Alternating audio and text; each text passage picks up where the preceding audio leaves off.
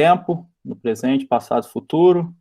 Queria agradecer aqui o Instituto de Economia pela iniciativa, o nosso diretor André Biancarelli, e dizer que eu preparei aqui uma apresentação que busca trazer um tema para um público mais amplo, que não só de economistas, que é o papel do Estado, em particular o papel do Estado numa circunstância especial como essa que nós estamos vivendo, que é uma pandemia. Eu vou aqui colocar a apresentação, vamos torcer para dar certo. Sim. Então vamos lá, o roteiro que eu estava falando. Qual é o que é o Estado?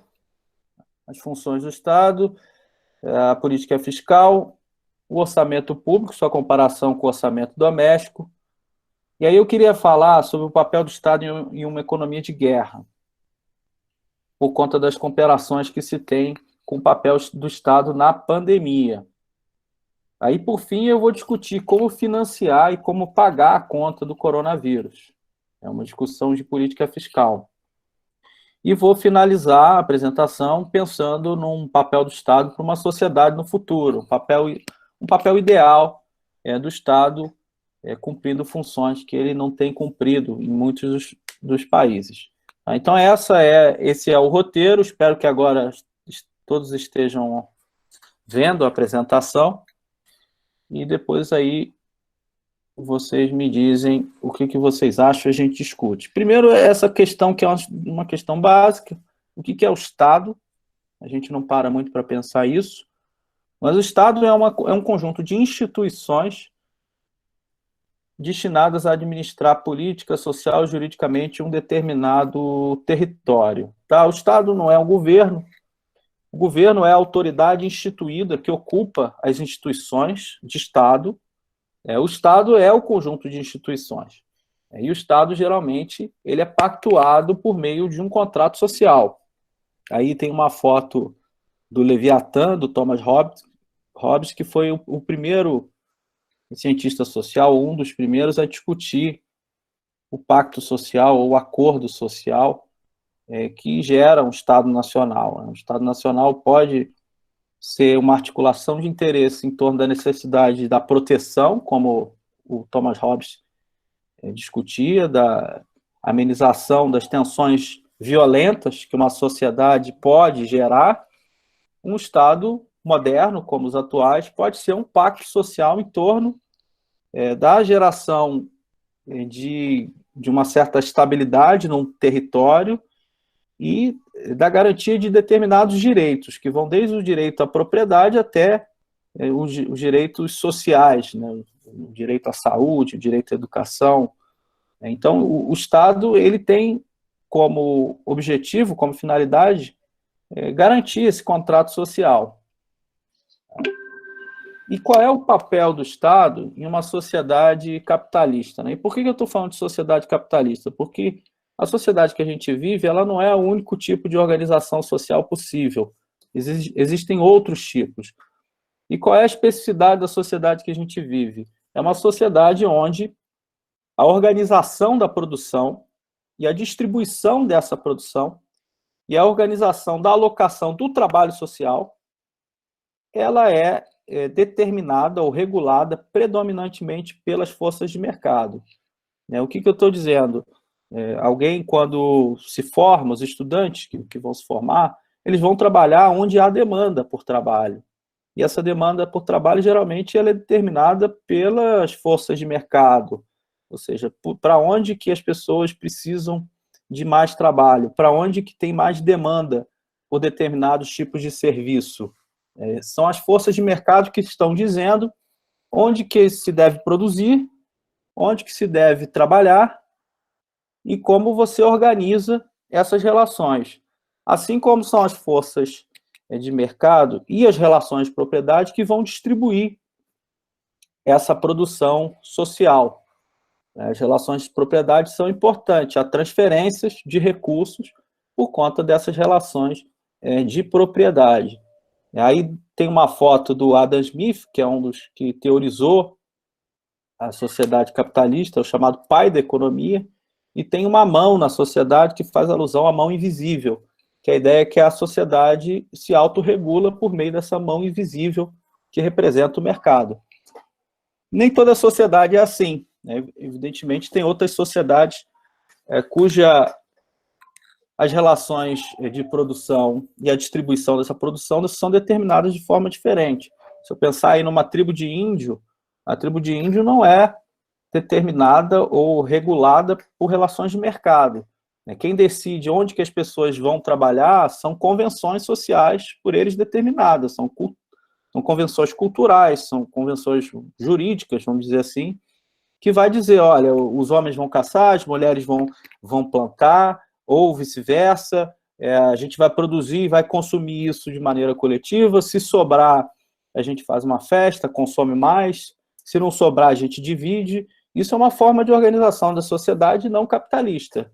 E tem outras formas. A sociedade feudal, ela estipula que as pessoas produzem e distribuem a produção de uma maneira diferente, de acordo com relações hierárquicas determinadas por normas jurídicas pré-estabelecidas, e não por relações de mercado.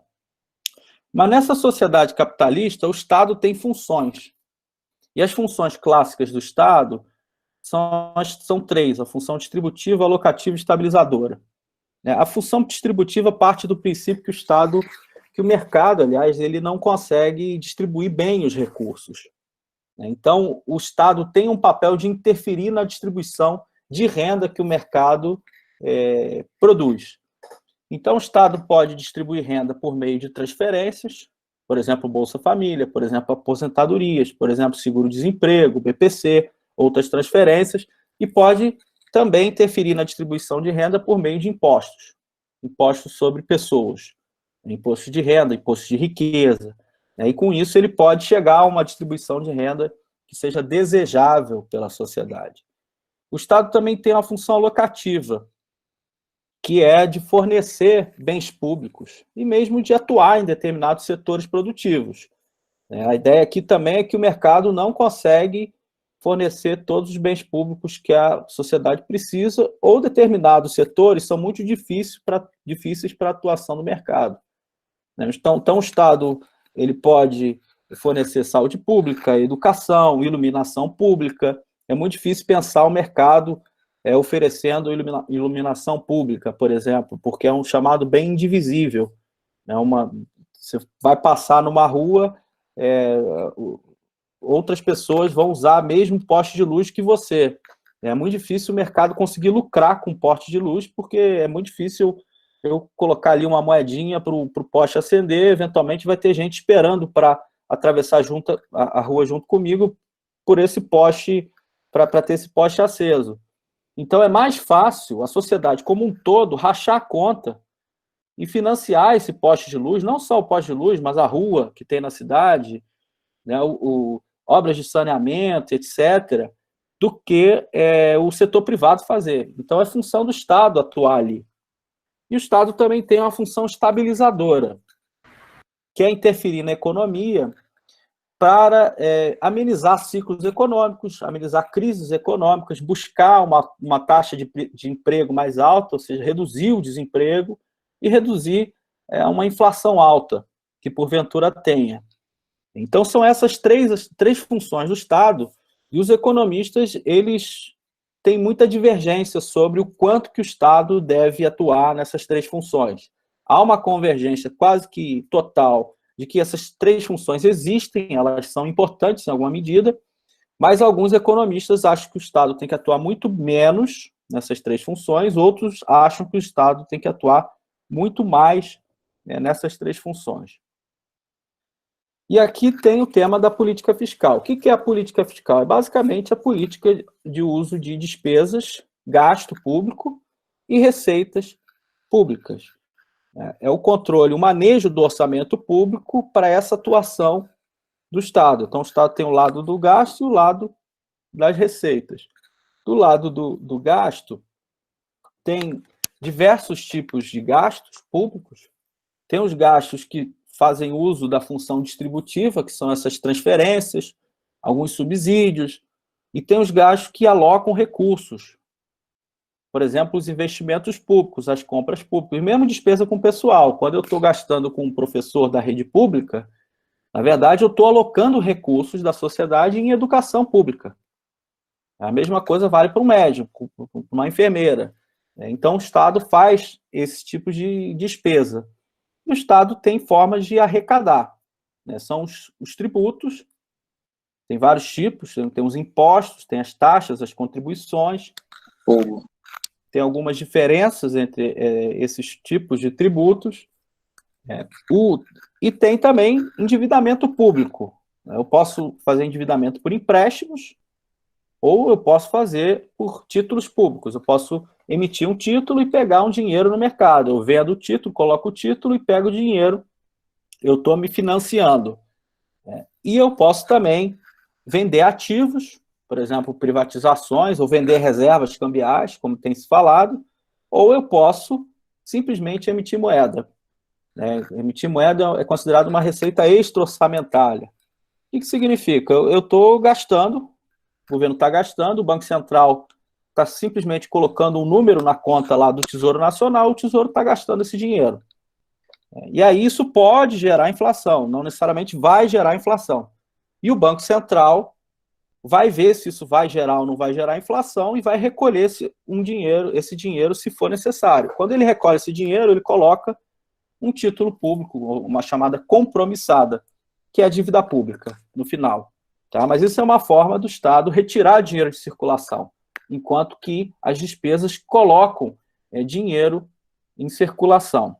Tá? Então, essa introdução, e aqui tem mais um ponto mais conceitual, ela é importante para depois a gente entender o financiamento do combate à pandemia. Tá? Uma coisa importante é que o orçamento público ele não é comparável ao orçamento doméstico. E por que é importante? Porque a gente ouve sistematicamente essa metáfora do orçamento doméstico, que é a metáfora que diz que o governo, assim como uma família, não deve gastar mais do que ganha. Logo, diante de uma crise ou de um aumento de dívidas, nós, a sociedade, o Estado, devemos passar por sacrifícios e por um esforço de poupança. Isso é muito comum a gente ouvir, mas isso é totalmente errado. Não só é errado, não é que é uma simplificação, não, é um erro. E, na verdade, o Estado tem que fazer o contrário das famílias, nos momentos de crise em particular. E tem 3 diferenças que eu destaco aqui, que mostram essa diferença entre Estado e família. Primeiro, o governo ele tem capacidade de definir seu orçamento. As famílias não têm essa capacidade. Ninguém chega para o chefe e fala, eu quero um aumento de salário, e consegue esse aumento de salário. Tá? O Estado é diferente. A arrecadação de impostos ela é uma decisão política da sociedade, que está ao alcance do governo. Se o governo resolver, por meio das suas representações, aumentar os impostos, por exemplo, tributar pessoas mais ricas para aumentar gastos públicos com hospitais, etc., ele pode fazer isso. É diferente do orçamento familiar. É sempre bom lembrar, o orçamento público não é uma peça técnica, é uma peça política. Ele é definido de acordo com o que a sociedade quer financiar coletivamente. Isso é o orçamento público. Então, o que define o orçamento público, em última instância, é o desejo das pessoas, é o que as pessoas querem financiar coletivamente. O SUS, por exemplo, é uma decisão coletiva de dar saúde para todo mundo, uma saúde universal.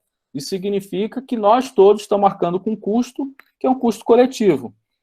Isso é interessante porque uma pessoa muito pobre, se não fosse o SUS, não teria acesso à saúde. Se houvesse outro pacto, que não fosse um pacto de solidariedade, que explica o SUS, essas pessoas mais pobres não teriam acesso à saúde. Só teria acesso à saúde quem tivesse dinheiro ou capacidade de pagar um plano de saúde. Mas no Brasil, na Constituição de 88, isso está posto, nós definimos por um pacto coletivo de que nós queremos coletivamente financiar a saúde. Pode custar caro, nós pagamos tratamentos de centenas de milhares de reais, isso é um custo coletivo, mas assim a sociedade definiu, a saúde tem que ser para todos, é universal. Tá? Isso tem implicações orçamentárias, porque é gasto público e também é uma forma de arrecadação que pode aumentar o imposto das pessoas. Tá? O segundo ponto que diferencia famílias e governo é que quando o governo gasta, parte dessa renda retorna sobre impostos. E essa é uma diferença importante, porque quando eu recebo o meu salário e eu vou gastar, esse dinheiro foi embora, ele não vai voltar para mim. Agora, quando o governo gasta, ele interfere na economia. O governo é um grande gastador. Uma parte desse dinheiro vai voltar para ele sob a forma de impostos. E esse gasto pode, inclusive, aumentar o crescimento econômico. Se esse gasto do governo está ajudando a criar empregos, a gerar crescimento, ele também está ajudando a aumentar a arrecadação dele. Então, muitas vezes, é melhor o governo gastar para manter uma economia aquecida, manter o emprego das pessoas, porque ele lá na frente recupera essa receita. Tá? E, por fim, a terceira diferença, que talvez seja mais importante, é que as famílias elas não emitem moeda. Ninguém tem uma máquina de fazer moeda em casa. E nem tem capacidade de emitir títulos na moeda que emite. O Estado, muitas vezes, não precisa nem emitir moeda. Aliás, a legislação brasileira proíbe o Banco Central de financiar o Tesouro, que, na prática, proíbe a emissão de moeda para financiar gasto público. Mas o governo pode simplesmente emitir um título e aí gastar. E todo mundo aceita esse título, porque é o título emitido na moeda que todo mundo recebe e paga impostos. E mais do que isso, além disso, de emitir a moeda, de emitir um título que todo mundo aceita, o governo define a taxa de juros que ele paga nesse título, na sua dívida. Olha, uma família não consegue definir taxa de juros dos seus empréstimos. Ninguém vai ao banco e diz, eu quero tal taxa de juros. Isso é impensável. Então, para resumir a história, o orçamento público não é comparável ao orçamento doméstico, assim como a dívida pública não é comparável à dívida de uma pessoa. São coisas completamente diferentes. E nos momentos de crise, que são os momentos que a população mais precisa do gasto público, do gasto com saúde, do gasto com seguro-desemprego, do gasto com assistência social, é justamente o momento que o governo tem que gastar, porque é o momento que o setor privado não gasta. Então, o governo, ao gastar, ele está induzindo o crescimento econômico, emprego, proteção social e está melhorando a crise. Né? Então, a metáfora, ela mostra o contrário que tem que ser. Então, é uma metáfora para a gente, quando ouvir, reconhecer, questionar e ter em conta que o governo é uma instituição diferente. Tá? E aí... Pois não. Pedro, só para ficar mais claro, pessoal, você poderia esclarecer o que é título? Um título público? Isso, o que é? Pronto, um título público, isso vem das questões aqui? Deixa eu ver aqui. Sim, não, mas a gente vai ter tempo para pergunta depois, é mais como uma dúvida mais simples, eu acho que dá para esclarecer já para ficar mais fácil para o pessoal prosseguir na compreensão. Muito bem. O título público é um papel, um pedaço de papel que representa uma dívida. Na verdade, a palavra dívida se aplica diretamente. O governo emite uma dívida, emite um título público. Ele emite e alguém compra esse título e dá dinheiro para o governo. Esse alguém pode ser uma pessoa, pode ser eu. Geralmente são os bancos que compram os títulos públicos a mando dos clientes. Né? Então, os clientes dão dinheiro, botam num fundo dos bancos, e aí os bancos compram títulos públicos e esse dinheiro vai para o governo. Aí o governo vai e usa esse dinheiro para financiar o sistema de saúde, por exemplo. Então, o título é igual a dívida. Tá? Pois bem, o Estado, então, ele pode ter diversos papéis na economia. Tá? E em situações extremas, como a que a gente vive agora, ele tem um papel mais importante ainda. Aí eu queria falar um pouco do papel do Estado em uma economia de guerra, porque isso tem sido uma comparação recorrente que aparece na mídia, em artigos, inclusive grandes líderes internacionais têm usado essa comparação como se a pandemia fosse um inimigo que devesse ser combatido e que nós precisamos preparar nossa economia para combater esse inimigo. Tá? E uma guerra, de fato, ela é um desafio enorme ela é uma mobilização da sociedade em torno de objetivo comum, né? E todos os indivíduos e as individualidades, vamos dizer assim, têm que se subordinar a esse objetivo maior. Assim como na pandemia, nós ficamos em casa em prol de um objetivo comum. Na guerra, tem várias funções que o indivíduo tem que se submeter para esse esforço coletivo. E o Estado, ele tem esse papel de organizar a sociedade para esse objetivo. E não é uma organização fácil. Na verdade, as economias, elas se tornam centralizadas. O mercado deixa de destinar a alocação dos recursos, ou seja, da mão de obra, dos bens, dos serviços. Quem vai destinar essa alocação de recursos é basicamente o Estado, usando vários instrumentos. Ou seja, ele faz controles diretos na atividade econômica, ele direciona os recursos produtivos, ele diz o que pode importar, o que pode exportar, que tipo de produção tem que ser feita, como que tem que ser distribuído determinados bens e serviços. Ou seja, há um controle quase que total da economia. E as pessoas, os indivíduos, eles estão sujeitos a muitas regras. Por exemplo, o racionamento de consumo. Uma pessoa que tem um carro na Inglaterra em 1940 vai deixar o carro na garagem, porque ela não pode usar o combustível, porque o governo proíbe o uso de combustível por uma pessoa, por um civil. O combustível ele vai ser destinado aos carros oficiais e a mover os tanques na guerra, os aviões. Então, a gente tem que economizar combustível para o esforço de guerra.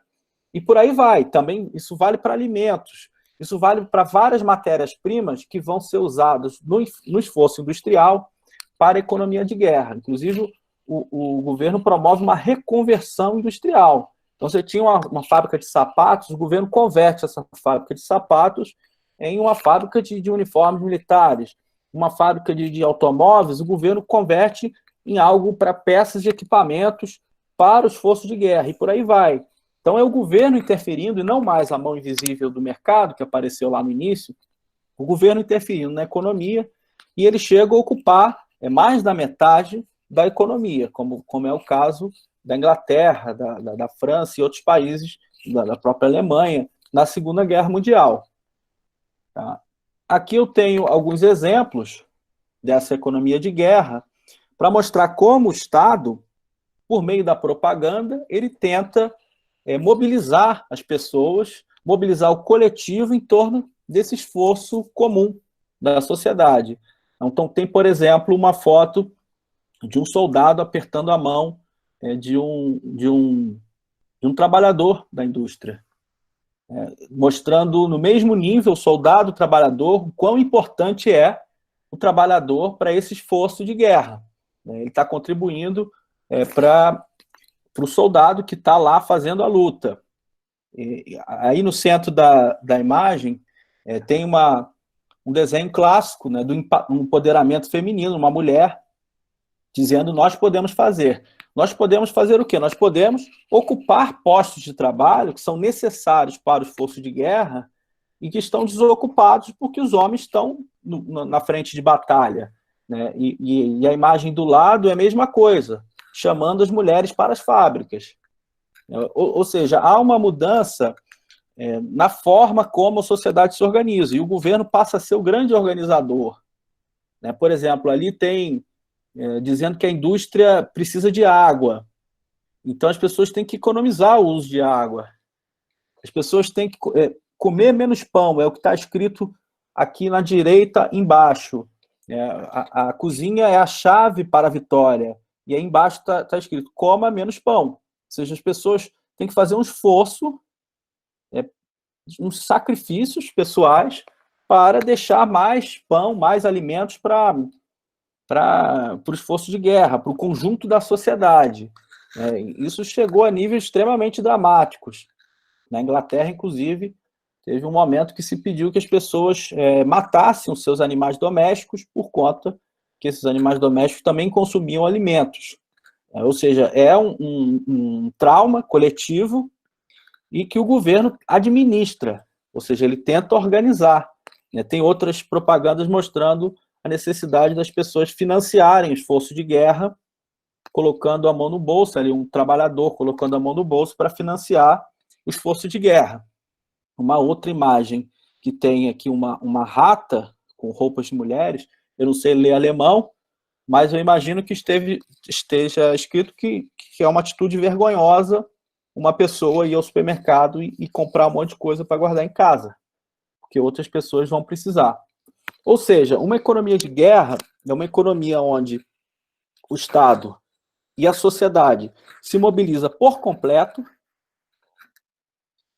e o governo interfere em quase todo o setor econômico. É uma economia organizada para a guerra.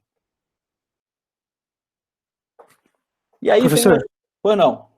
Só te pedir, por favor, para terminar em uns 10 minutinhos, para não ficar tão alongado e a gente poder ir para as perguntas, tá bom? Sim. Não, eu estou caminhando para o final.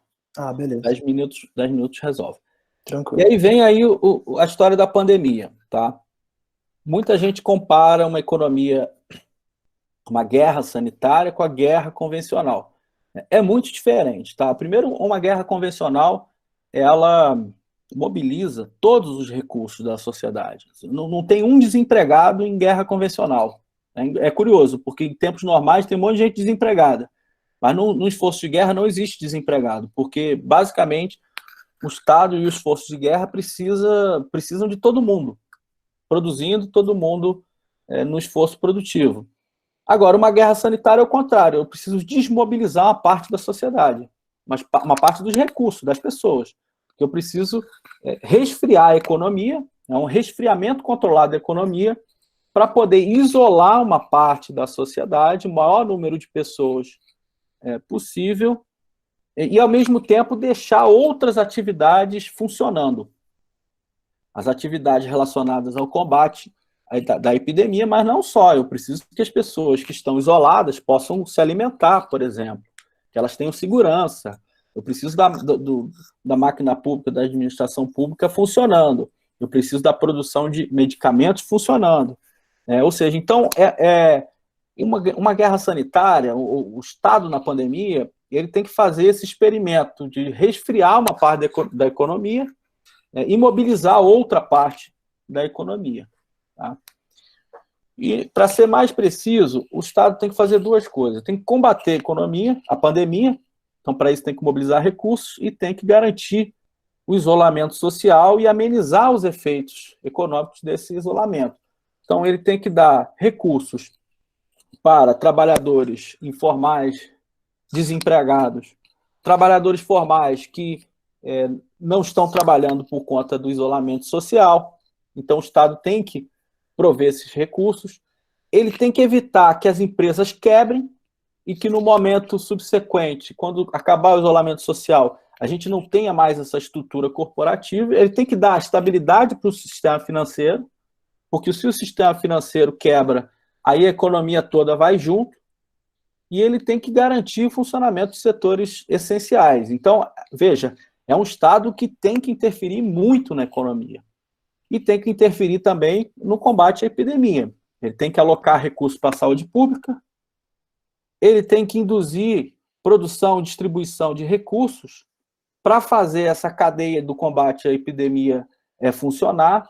Por exemplo, em vários países se faz reconversão industrial. Então, indústrias que fazem roupa, tecido, agora estão fazendo máscaras e vestimentas médicas. Indústrias que fazem automóveis estão fazendo equipamentos e peças para os respiradores mecânicos. As indústrias de bebida passam a produzir álcool gel, e por aí vai. Então, tem uma série de setores produtivos que o Estado pode mobilizar para esse esforço de guerra sanitária, de combate à epidemia. E, por fim, o Estado tem que financiar e coordenar o combate à epidemia, não necessariamente por meio de política fiscal. Ele pode fazer por meio de regras, por exemplo, como foi discutido em vários países, no Brasil está em discussão, a ideia de uma espécie de estatização dos leitos de UTIs de hospitais privados. O Estado também pode controlar determinados preços de bens estratégicos, para evitar abusos do setor privado. E por aí vai. Ou seja, em uma pandemia, assim como numa guerra convencional, o Estado assume funções que o mercado é incapaz de assumir e que são absolutamente necessárias para a circunstância da pandemia. E aí vem logo a pergunta: como financiar e como pagar a conta do coronavírus? Tá? Tendo em conta aquela diferença do orçamento doméstico e o orçamento do Estado, orçamento público, a gente pode dizer o seguinte: não tem restrição financeira para o gasto público. O Brasil tem um monte de regra, o teto de gasto, o resultado primário, a regra que o Banco Central não pode financiar o Tesouro, mas, para além dessas regras, e muitas delas já foram flexibilizadas, o governo não precisa de dinheiro prévio, ele não precisa tirar de alguém para poder gastar em saúde. Ele pode simplesmente gastar e depois o Banco Central vai avaliar se isso vai gerar inflação ou não e retirar esse dinheiro colocando dívida no lugar. A mensagem é que aquela história de que não tem dinheiro é mentira, tá? O Estado tem dinheiro, o Estado pode gastar. E ele vai fazer se ele quiser, tá? Essas restrições que são colocadas, elas são restrições mentirosas. O que os estados no mundo inteiro estão fazendo é gastar o que for preciso. A maior parte dos países do mundo estão fazendo isso. E não há restrição para isso. Aí vem a ideia, bom, vai gastar, a dívida vai aumentar e depois ela vai precisar ser paga e ser reduzida, gerando sacrifícios da população. Olha, se a gente pensar que se o Estado não gastar hoje, a economia vai desabar. As pessoas vão ficar sem recursos, as empresas vão quebrar e a conta vai ser muito maior. Então, para começo de conversa, não faz sentido essa história da conta para pagar, que o Estado não pode gastar muito, senão a conta vai ser muito alta. Não, o Estado tem que gastar, o Estado tem que manter essa economia funcionando, e mais do que isso, essa dívida ela não vai precisar ser reduzida. Tá? Ela pode ser rolada, ou seja, o governo vai pagar a dívida e vai colocar outro papel em circulação. Então, é diferente de uma família. Ao fazer isso, no fundo, ele rola a dívida. E é isso que acontece. Os países que saíram da Segunda Guerra Mundial, inclusive os países destruídos pela Guerra Mundial, seria muito fácil olhar para o país e dizer, esse país não tem dinheiro. Eles saíram com uma dívida enorme e fizeram um gasto público durante os anos seguintes à guerra enorme para reconstruir, para fazer um sistema social de saúde, etc. No caso da Inglaterra, por exemplo. E essa dívida, ela não foi paga, ela foi rolada. O que acontece é a dívida vai reduzir ao longo do tempo conforme cresce a economia. Então, o tamanho dessa dívida em relação à economia, ele se reduz. Tá? É isso que acontece. A gente não vai precisar sair da crise e começar a fazer esforço para pagar a dívida. Não. A gente tem que manter a economia funcionando, reduzir desemprego, aumentar crescimento, e aí, ao aumentar o crescimento, a dívida vai reduzir, não porque ela está sendo paga, mas porque o crescimento está fazendo com que a relação entre a dívida e o crescimento seja menor. Tá? A dívida pública ela não é um problema moral, tá? A dívida pública, na verdade, é um ativo do setor privado, assim como o gasto público é uma receita do setor privado. Então, ao gastar, o governo aumenta a renda do setor privado. E ao se endividar, o governo tira dinheiro de alguém que tem uma riqueza qualquer sobrando e entrega para essa pessoa um papel, uma dívida, um título, como foi perguntado. E isso não tem nada de moral. A dívida pública ela é da natureza do sistema. E todos os países do mundo, ou quase todos, vão sair dessa crise com uma dívida pública muito acima do que está agora. Isso é um problema? Não necessariamente. Vai ter outro patamar de dívidas públicas pelo mundo. Tá? Já tem países com dívidas públicas muito maiores que a do Brasil. Por exemplo, o Japão tem mais de 200% do PIB de dívida pública. Isso é um problema para o Japão? Não. Não é um problema para o Japão. Não vai ser um problema para o Brasil, se a gente souber como tratar a questão. E se a gente tiver juros baixos. O problema da dívida pública é os juros altos, ou seja, o serviço da dívida pública. A dívida pública, ela paga os juros. Se os juros for alto, significa que a gente vai estar transferindo para uma parcela da população que já tem dinheiro, que está com dinheiro, com título do Estado, um recurso na forma de juros. Isso é ruim, tá? Mas a dívida pública em si não é um problema. Então, o que eu queria dizer, o recado é o seguinte: não existe uma conta do coronavírus a ser paga. O que existe e o que tem que ser discutido não é a conta a ser paga depois, é como esses gastos públicos e a receita pública, os impostos, vão impactar na desigualdade social, na garantia dos direitos das pessoas e na eficiência do sistema. Se o Estado passar a fazer todas as funções do mercado, isso eventualmente vai influenciar na eficiência do sistema. Então, que tipo de sociedade a gente quer? Tá? E essas são as questões relevantes, e não o tamanho da dívida pública, ou precisamos imediatamente começar a pagar essa dívida pública, como provavelmente nós vamos escutar daqui para frente. Aliás, já estamos escutando os economistas na televisão falando da necessidade de um forte ajuste fiscal depois da crise. E aí, para chegar aos finalmente, tá, meu último slide, não vou mais incomodá-los, eu queria fazer alguns apontamentos sobre o que se espera.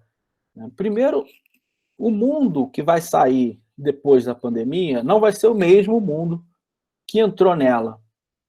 Eu acho que, assim como o mundo que saiu da Segunda Guerra Mundial, foi um mundo completamente diferente do mundo que entrou nela. Eu não estou querendo comparar esses dois eventos históricos. Eu acho que a Segunda Guerra Mundial ela teve um contexto absolutamente único, que não vai se repetir. Ela foi um trauma muito grande, e dela surgiu um ensejo, uma vontade de construir uma sociedade melhor. Eu não sei se essa crise tem esse potencial, e de fato construiu. A Segunda Guerra Mundial na Europa, ela gerou países com uma preocupação social enorme. O chamado espírito de 45 na Inglaterra uma sensação, um movimento, uma esperança que surgiu na Inglaterra para construir uma sociedade melhor. Qual era a ideia dos ingleses naquela época? Era, bom, se o Estado, o governo, a sociedade, por meio do governo, consegue mobilizar recursos, mobilizar o sistema econômico como um todo, para vencer o inimigo comum, ele também consegue mobilizar recursos fora da guerra, na paz, para gerar uma sociedade melhor. Ou seja, vencer desafios comuns. Aí, no caso inglês, eram muitos. A miséria, desemprego, analfabetismo. Né? Essa é uma lição que a gente pode tirar também do combate ao coronavírus.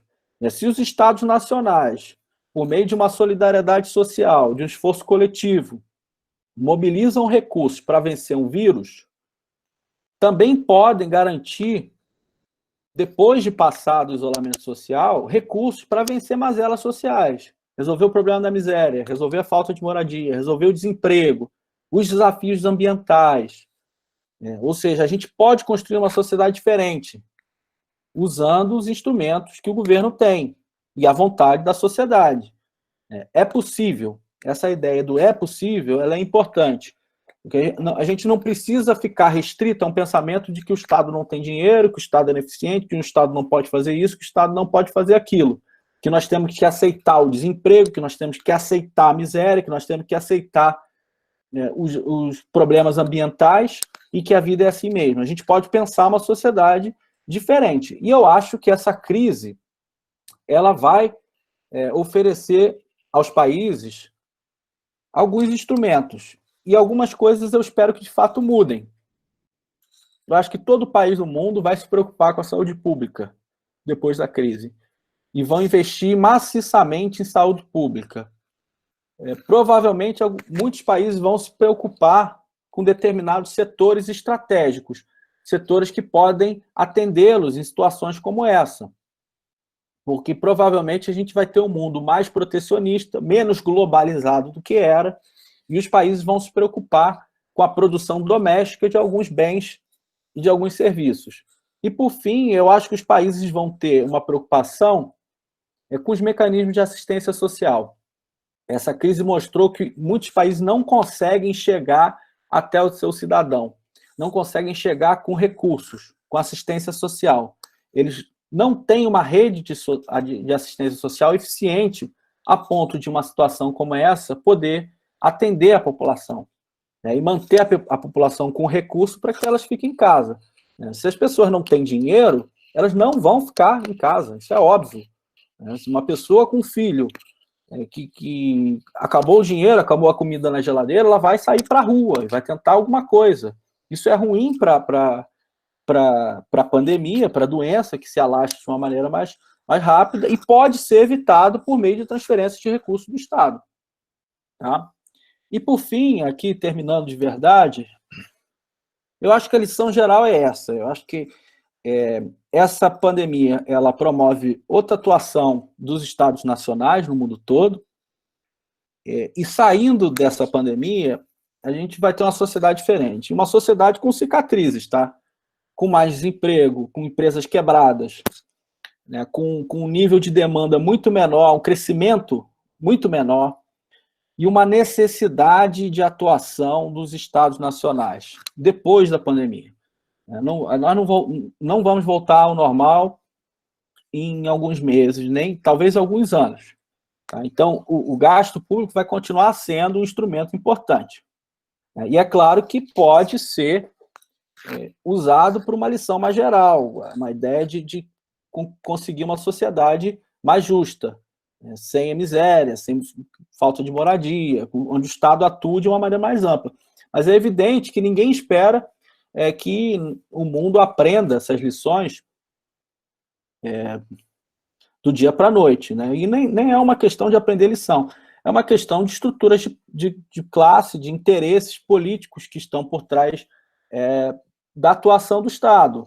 Então, de maneira seguinte, o que eu quis trazer aqui é um panorama geral do que é o Estado, do que é a política fiscal, do que o Estado pode fazer, do que o Estado está fazendo no contexto de pandemia, e dizer que daqui para frente, eu acho que está em aberto a forma como as sociedades vão se organizar, as economias vão se organizar, e o papel que o Estado pode ter, isso está em aberto para o futuro, e a gente está aí em compasso de espera.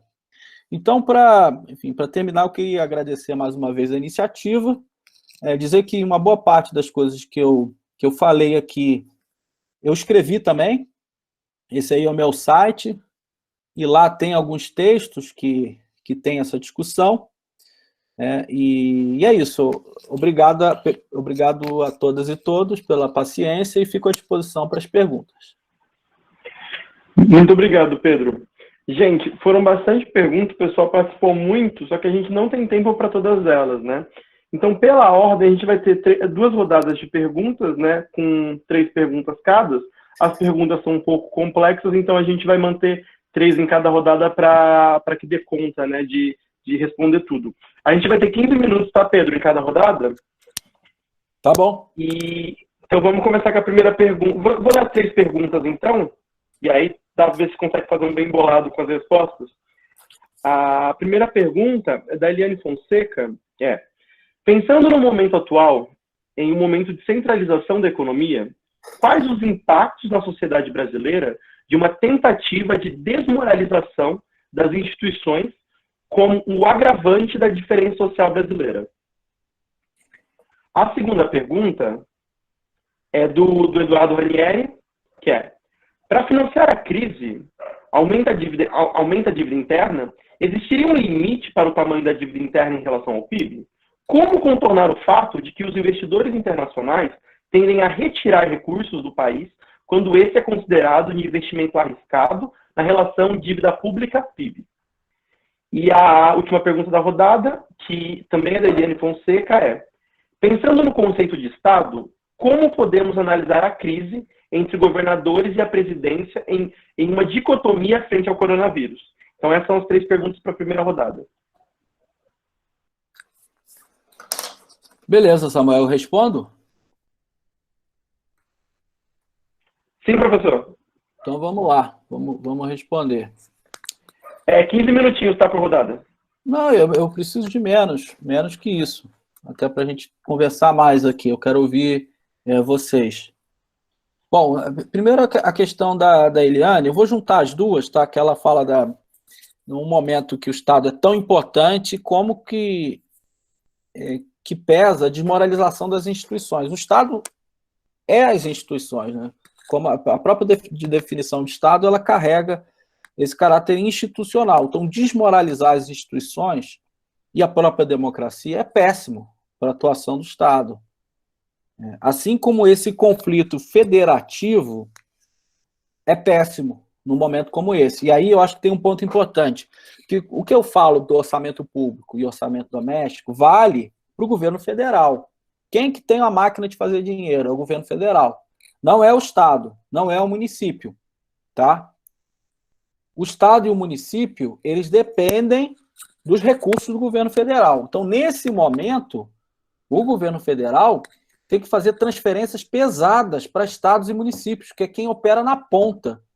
Quem está operando o SUS, quem está fazendo o combate à epidemia na ponta, são os estados e municípios. Então, esses entes da federação precisam de recursos. E o governo federal tem que transferir esses recursos. Tá? E, evidentemente, no caso brasileiro, essa relação ela não está boa e isso é péssimo. Tá? No caso europeu, que é um caso curioso, que eles têm uma moeda única e não são uma federação, eles são uma união monetária, e aí lá dá problema sério, porque um país que não emite o seu dinheiro, o euro não é a moeda da Itália, o euro é a moeda do conjunto dos países, mas a Itália não emite euro. Então a Itália tem problema para financiar o coronavírus. Eles não podem emitir moeda, eles não podem criar dívida como um país com moeda soberana cria. Então lá tem um problema. E é um problema parecido com o caso do federalismo brasileiro. Só que no caso brasileiro você resolve simplesmente dizendo, o governo federal transfere recursos. No caso da Itália, da Espanha, de Portugal, precisa conversar com a Alemanha, o Banco Central Europeu. E aí os alemães vão dizer, não transfere recursos para o Sul. E aí a coisa fica feia. Tá? A pergunta aqui do Eduardo, ela é importante também, me ajuda a esclarecer muita coisa. Vai aumentar a dívida interna, isso não tem jeito. Tá? Vai aumentar muito a dívida brasileira. E aí você pergunta, qual o limite para a dívida pública? E essa é uma pergunta boa, porque nenhum economista sabe responder essa pergunta, porque não existe esse limite ótimo para a dívida pública. Já teve uns estudos, um estudo da Reinhardt e Rogoff. É um estudo que diz que acima de 80% de relação dívida PIB, os países costumavam ter problemas econômicos. Esse estudo foi desmentido por um estudante de doutorado nos Estados Unidos.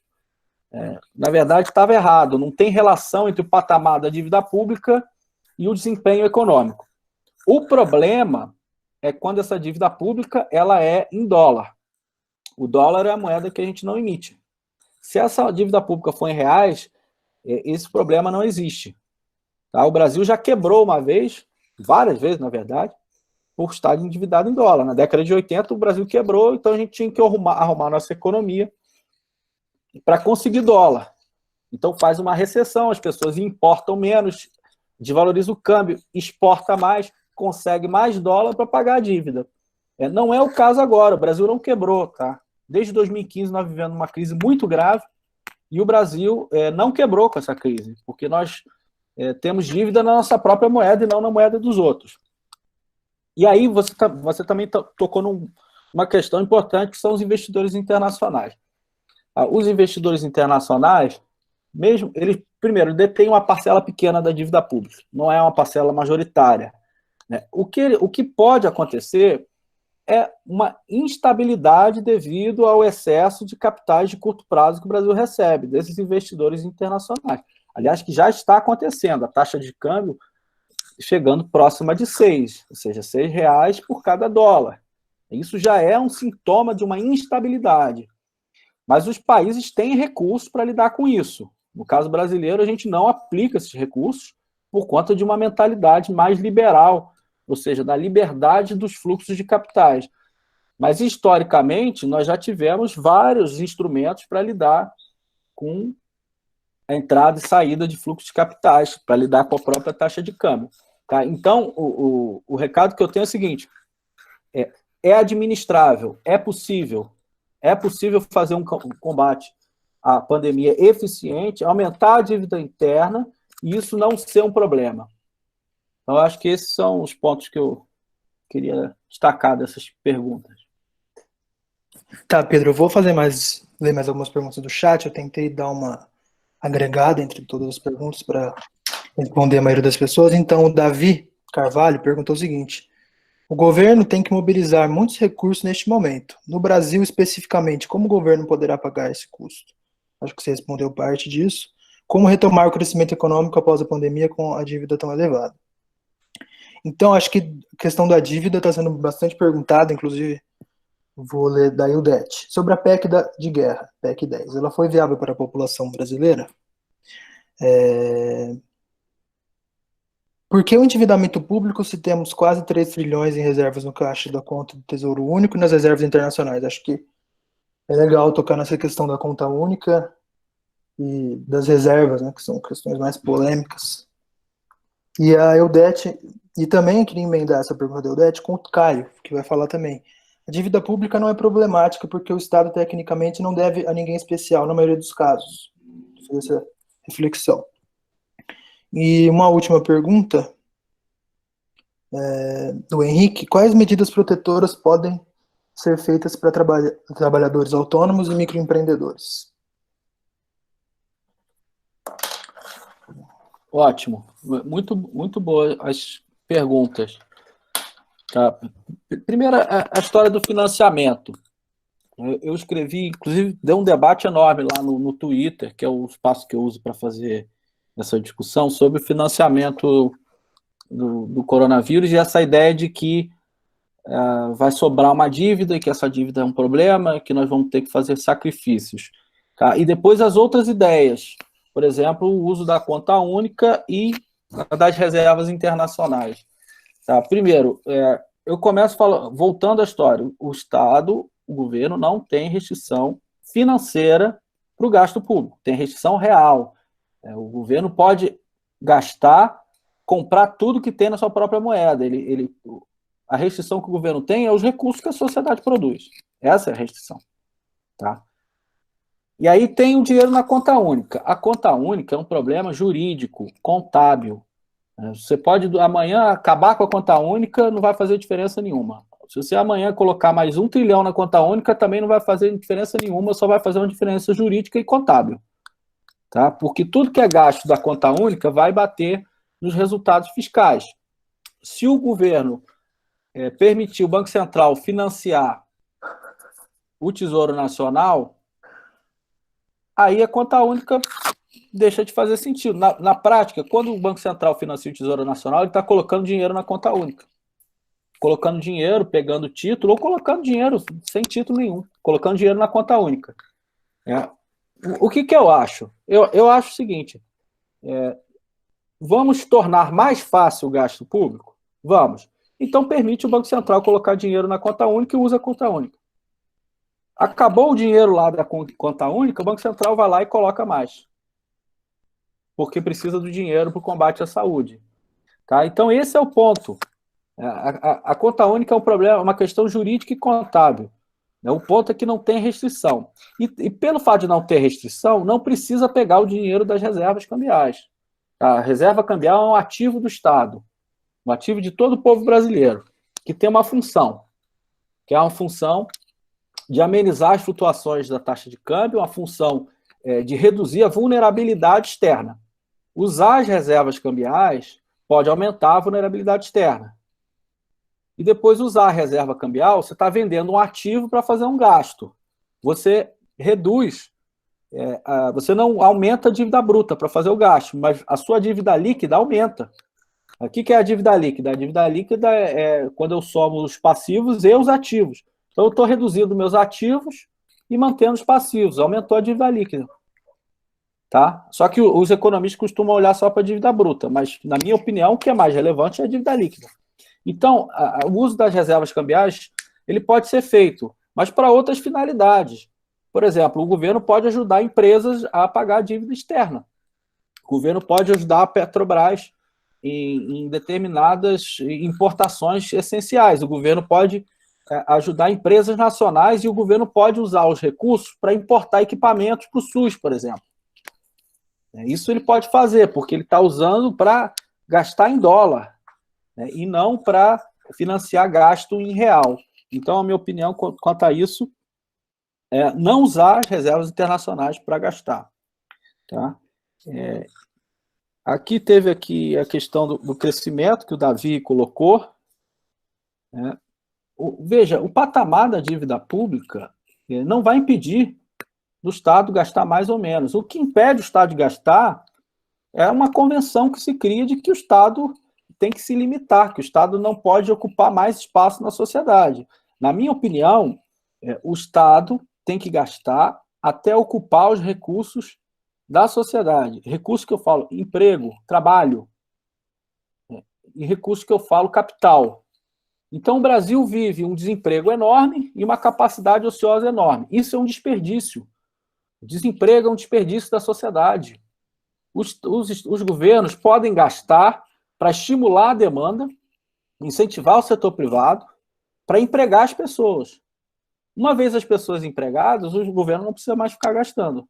Não é que o Estado tem que gastar sempre. O Estado não tem que gastar sempre. O Estado tem que gastar de maneira a controlar o ciclo econômico e ajudar no crescimento econômico. E certamente vai ter que fazer isso depois da pandemia. Pode fazer isso com obras públicas, pode fazer com plano de emprego, pode fazer com investimento social, colocando dinheiro na mão das pessoas. O dinheiro na mão dos mais pobres vira demanda, vira crescimento. Aí o Estado vai ter que fazer isso, na minha opinião. E não pode cair no discurso de que, passada a pandemia, precisamos cortar mais gastos. Isso vai levar a economia numa espiral recessiva. Vamos lá, eu acho que eu respondi. O Caio e o Henrique. Aí o Det falou da PEC 10. A PEC 10, ela é uma inovação jurídica, porque ela permite ao Banco Central fazer coisas que ele não fazia, tá? Inclusive o Banco Central poder comprar títulos privados e poder interferir no mercado. O Banco Central ele tem a função de dar estabilidade para o sistema bancário em particular, e para os depósitos à vista, só que nas crises financeiras pelo mundo, o Banco Central adquiriu outras funções, e no Brasil está adquirindo também. É o chamado afrouxamento monetário. O Banco Central coloca dinheiro em circulação, o que é uma emissão de moeda também, que o Banco Central, quando gasta, ele emite moeda, e compra títulos, coloca no seu balanço títulos podres, títulos de empresa, e pode comprar títulos públicos de longo prazo. Qual é o problema disso? O problema é que a gente precisa de transparência para saber o que o Banco Central está comprando e o que a sociedade está ganhando com isso. Se de fato ele está fazendo algo importante que dá estabilidade para o sistema financeiro ou se ele está atendendo interesses corporativos. E o problema brasileiro é que o Banco Central é uma caixa preta, né? É uma instituição pouco democrática. E o mercado tem muita influência no Banco Central brasileiro. Então, a minha dúvida com relação à PEC 10 é que ela dá imensas liberdades para o Banco Central, o que pode tornar esse plano de compra de ativos, na verdade, uma grande corrupção corporativa. E depois a gente aprendeu, para terminar, com a crise de 2008, que é muito melhor para as economias que o Banco Central ou que os governos façam um plano de gastos públicos, investimentos sociais, investimentos em infraestrutura, do que fazer uma expansão monetária, como fez o Banco Central americano, colocando dinheiro nos bancos. E colocar dinheiro nos bancos não gera crescimento. Fazer gasto público, fazer gasto social, gera crescimento, gera emprego. Então, eu acho que a PEC 10, ela peca nesse sentido. É isso, Samuel. Gente, então a gente já vai se encaminhando para o fim dessa aula, né? O fim desse encontro. Na próxima terça-feira, dia 19, a gente vai ter uma aula chamada, com o tema, né? A Desigualdade no Brasil e o Combate à Pandemia, com o professor Denis Jimenez.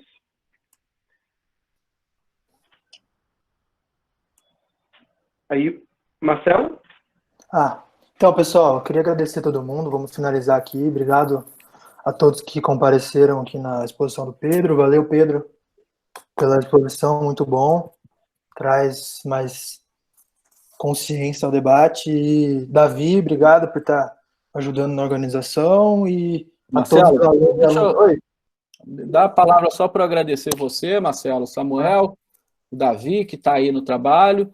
Me colocar à disposição para os que estão aqui, tá? Eu tenho esse site, estou nas redes sociais. Esse PowerPoint eu posso colocar, eu vou distribuir aí para o Davi, ver como é que ele faz, se ele pendura em algum lugar, mas eu vou colocar no meu site também, tá bom?